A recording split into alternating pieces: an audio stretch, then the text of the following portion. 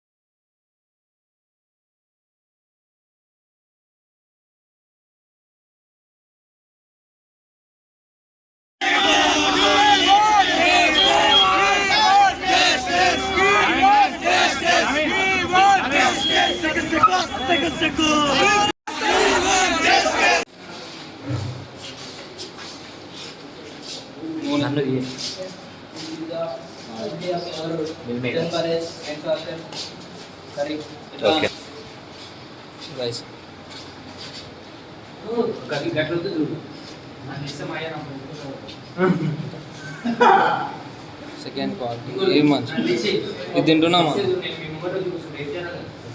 Broken rice మొత్తం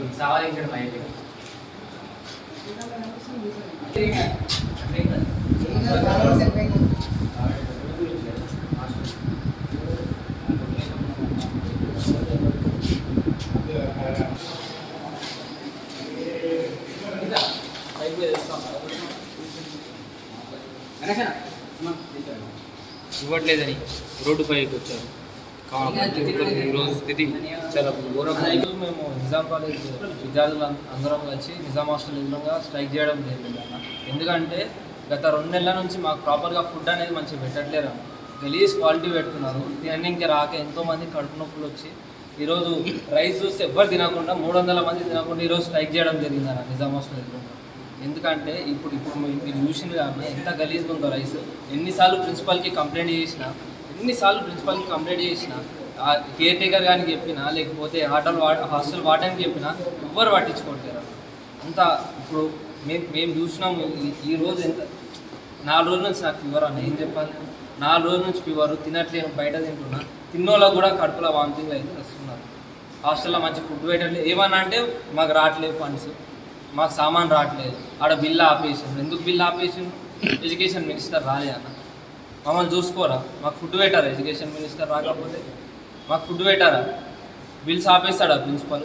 లేకపోతే ఈ కిరాణా సామాన్ అమ్మేస్తున్నారా? లేకపోతే బయట అమ్మేస్తున్నారా? ఈరోజు మాట్లాడాలంటే కొంచెం బాధ అనిపిస్తుంది అన్న. మా నిజాం హాస్టల్ మెస్ అంటే పోయిన కాలంలో ఎంత మంచిగా తినేటోళ్ళు అన్న. బయట నిజాం కాలేజ్ మెస్ అంటే అరే బాగుంటుంది, 5 స్టార్ హోటల్ అనేటోళ్ళు. ఈరోజు చూస్తే అది గలీజ్గా సెకండ్ క్వాలిటీ రైస్, మంచి ఫుడ్ చదువుతున్నాను నిజాం కాలేజీలో. మేము వచ్చిన కొత్తలో ఫుడ్ అనేది చాలా బాగుంటుండే. మేమే చెప్తున్నాం అన్న, వచ్చిన కొత్తలో ఫుడ్ మేము కర్రీ బాగాలేకపోయినా సాంబార్ వేసుకొని తినేటోళ్ళం. చాలా బాగుంటుండే ఫుడ్. మేము వచ్చిన దాదాపు 2 months అవుతుంది. జనవరి నుంచి ఫుడ్ అనేది సెకండ్ క్వాలిటీ అంటున్నారు. రైస్ అనేది కూడా మంచిగా అయ్యేది. దగ్గర కాలేజ్ మొత్తం 300 members ఉండేటోళ్ళం. ఫుడ్కు భయపడి చాలామంది ఇళ్ళకి వెళ్ళిపోతున్నారు. అంటే మేము చదువుకోనికి వచ్చినామా లేకపోతే దేనికి వచ్చినా మాకు అర్థం కావట్లేదు. సార్కి చెప్తేనేమో మేము చూసుకుంటాం, మేము చేస్తామని వార్డెన్ సార్ అంటారు. ప్రిన్సిపల్ సార్ దగ్గరికి వెళ్తేనేమో సరే మాకు 1 week టైం ఇవ్వండి, మేము చేస్తామనేసి ఇట్లా చాలా రిపీట్ అయింది. అయినా కానీ ఇంకా ఈరోజు మేము ఏం చేయలేక రోడ్డు మీకు వెళ్ళడం జరిగింది. చాలా ఇప్పుడు పోలీస్ అన్న సార్ వాళ్ళు వచ్చినారు, మాట్లాడినారు. ఇష్యూ సాల్వ్ అయితే అదే సంతోషం. అంటే రోడ్డు మీద వచ్చినాక పోలీస్ వాళ్ళు మమ్మల్ని తీసుకెళ్ళినారు. వాళ్ళు తీసుకెళ్ళాలని కోరుకుంటున్నారు.